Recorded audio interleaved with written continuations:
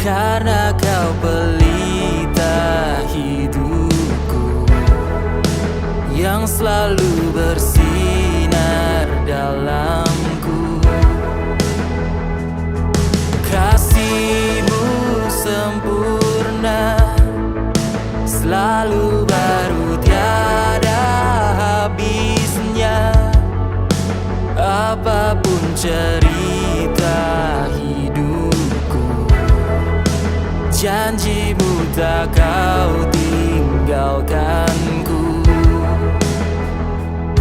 Ku percaya Kau Tuhan atasku, ku serahkan semua masa depanku. Ku takkan takut, hidupku aman di dalam-Mu.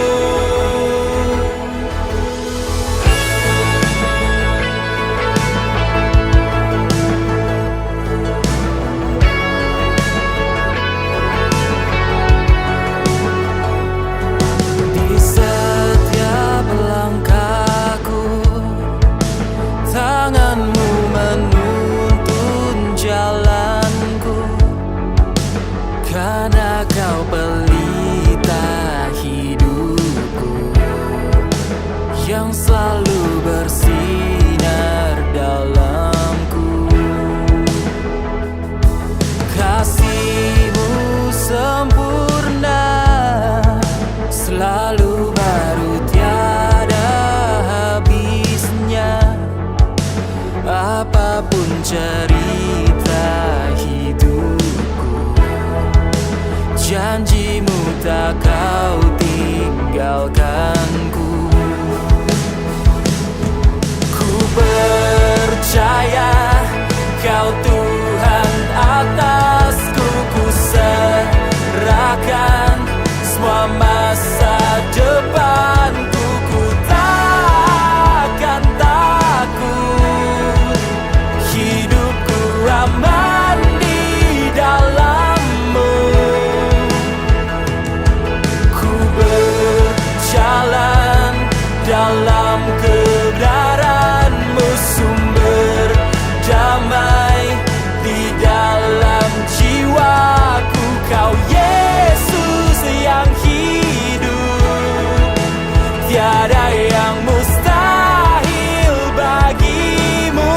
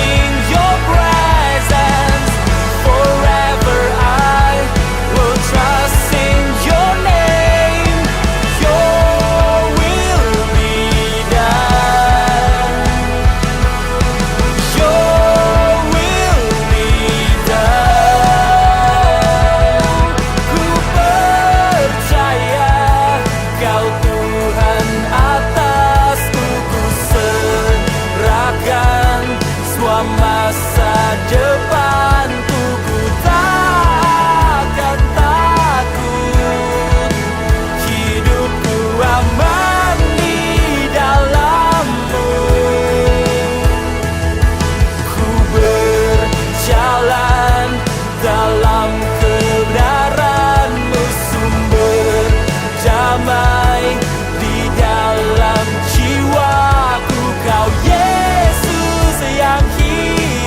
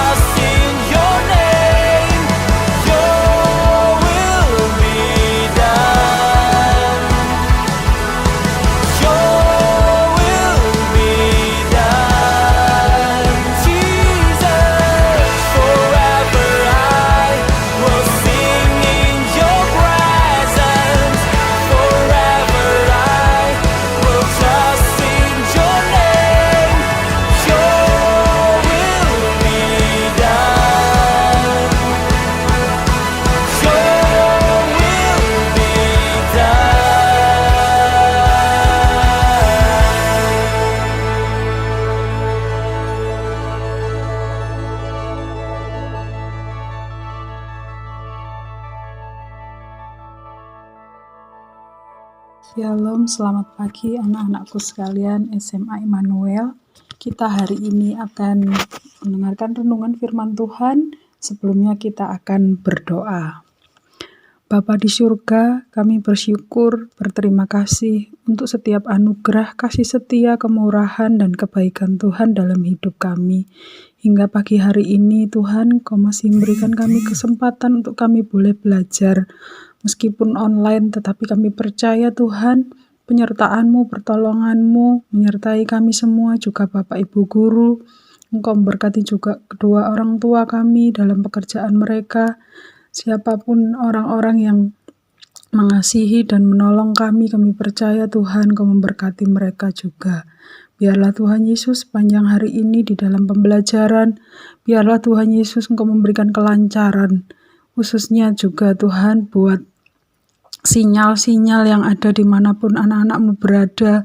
Biarlah Tuhan Yesus memberkati, Tuhan Yesus menolong, dan kami berdoa memohon pertolongan dari Tuhan, supaya kami boleh lancar dalam belajar, dan kami boleh menjadi anak-anak yang sukses, menjadi anak yang punya visi dan misi ke depan, dan Kristus menjadi penolong bagi kehidupan kami. Ya Bapa, saat ini kami merenungkan sabda-Mu, biarlah boleh menjadi tuntunan bagi kehidupan kami para orang-orang muda yang Kau percayakan seluruh kehidupan buat kami saat ini ya Tuhan Yesus. Dalam nama-Mu kami berdoa dan bersyukur. Amin. Pada pagi hari ini renungan kita terdapat pada 2 Tawarikh 34 ayat 3a.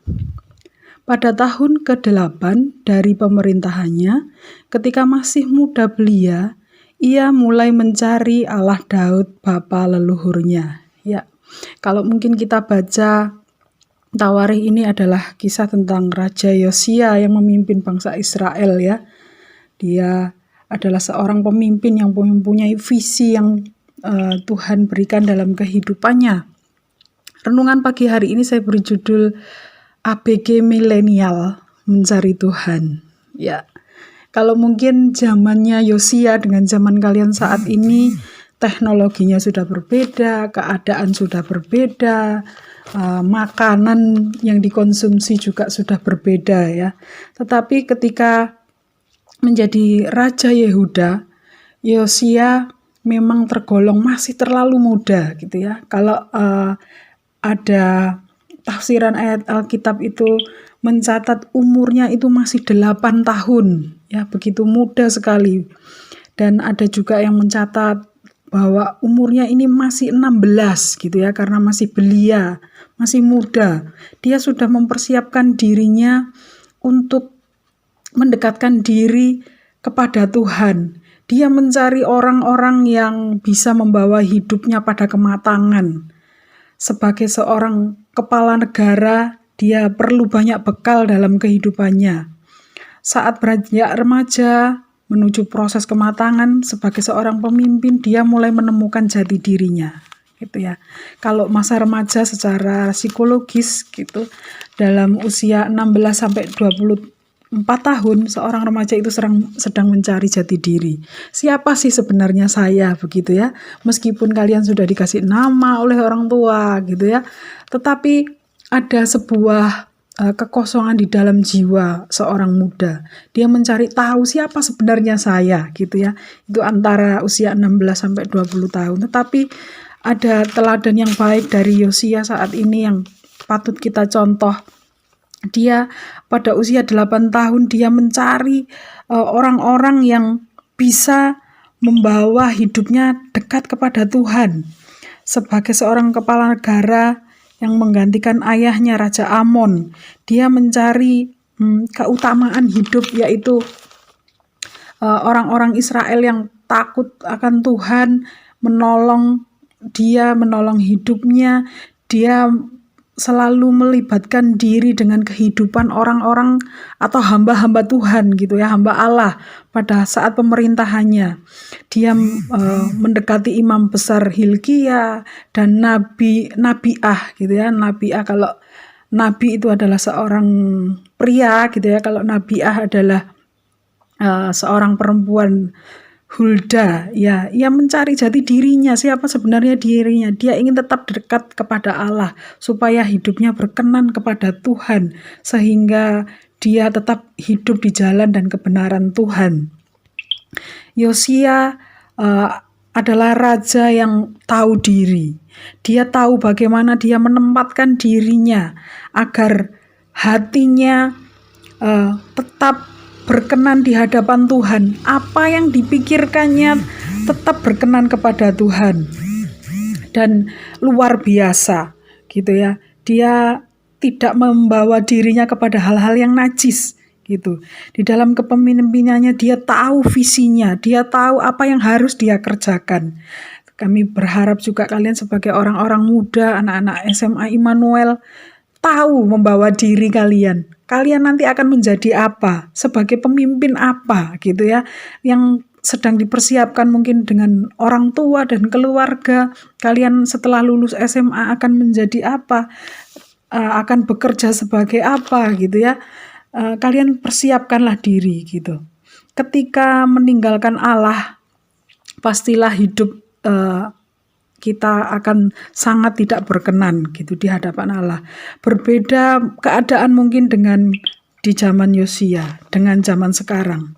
Ketika meninggalkan Allah saat ini mungkin bisa Bu Evi gambarkan, yaitu mungkin ada anak-anak yang selalu saja melawan orang tua, atau membiasakan diri, membawa diri pada hal-hal yang buruk, misalnya merokok atau hal-hal yang lain.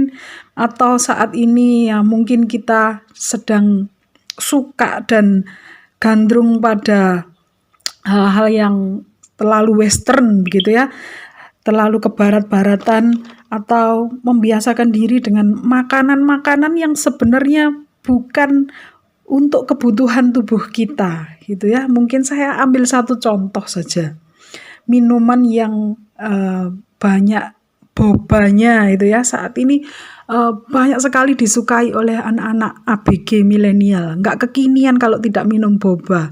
Tidak apa-apa, bukan berarti dosa juga makan itu. Sehingga mengakibatkan mungkin kalau terlalu banyak makan boba gitu ya, yang masuk ke dalam perut dan usus kita itu bisa dicernanya lama oleh tubuh, sehingga mungkin bisa membuat usus buntu dan membuat sakit, atau hal-hal lain yang mungkin tidak dibutuhkan oleh tubuh kita gitu ya. Atau hal lain mungkin yang saat ini banyak sekali diamati, pacaran yang tidak sesuai dengan kehendak Tuhan, yang tidak memperhatikan kesucian dan kekudusan kehidupan para remaja di hadapan Tuhan. Atau mungkin hal lain yang mungkin kita bisa kerjakan melalui gadget kita, membuka situs-situs yang sebenarnya tidak perlu buat kehidupan kita, atau mungkin tentang radikalisme, atau mungkin sekarang yang lagi ngetren itu adalah prank-prank gitu ya. Itu tidak apa-apa, mungkin tidak menjadi dosa, tetapi ketika itu mengakibatkan hal-hal yang buruk, membuat jadi sakit, membuat jadi rugi, itu semuanya mungkin tidak berkenan di hadapan Allah. Kita harus bisa memilih dan juga bisa memilah mana yang berkenan di hadapan Allah, yang tidak mencelakakan orang lain, yang tetap menjaga alam lingkungan sekitar kita, agar tubuh kita, atau di zaman Yosia bait Allah yang dijaga itu adalah gedungnya gitu ya. Bait Allahnya itu berupa bangunan. Tetapi saat ini ketika kita dalam masa pandemi, kita tahu sendiri kita beribadah dibatasi di dalam gedung gereja. Kita dibatasi untuk berkumpul, untuk bersekutu bersama memuji Tuhan. Bait Allah yang sesungguhnya adalah kehidupan kita ini. Visi apa yang Tuhan taruh dalam kehidupan kita, mimpi apa yang Tuhan taruh dalam kehidupan kita, marilah kita kerjakan semuanya itu, supaya kita juga menjadi orang-orang atau ABG milenial yang tetap hidup dalam ketetapan dan kebenaran firman Tuhan. Saat bait Allah itu dijaga, saat bait Allah itu dirawat gitu dengan baik. Nah, dalam artian di sini saya berbicara khusus untuk bait Allah yang dalam makna siapakah bait Allah adalah kita semua. Kalau saya bicara tentang apa itu bait Allah, apa itu gereja gitu ya, itu berbicara tentang gedung dan bangunan. Tetapi ketika saya berbicara siapa bait Allah, itu adalah kita semua. Jika kita hidup mencari Dia, mendahulukan Dia, segala hal pasti akan diberikan kepada kita, pasti akan diberkati buat kita secara luar biasa. Marilah kita merenungkan setiap apa yang sudah kita dengarkan saat ini, dan biarlah Tuhan menolong memberkati kehidupan kita. Mari kita berdoa bersama-sama. Tuhan Yesus, ajarilah kami untuk terus mencari Engkau di dalam masa-masa mungkin sulit sekarang ini, tetapi biarlah hati kami tetap berpegang teguh kepada Tuhan. Hati kami tetap mengutamakan Tuhan, hati kami tetap mencari Tuhan dimanapun kami berada ya Yesus.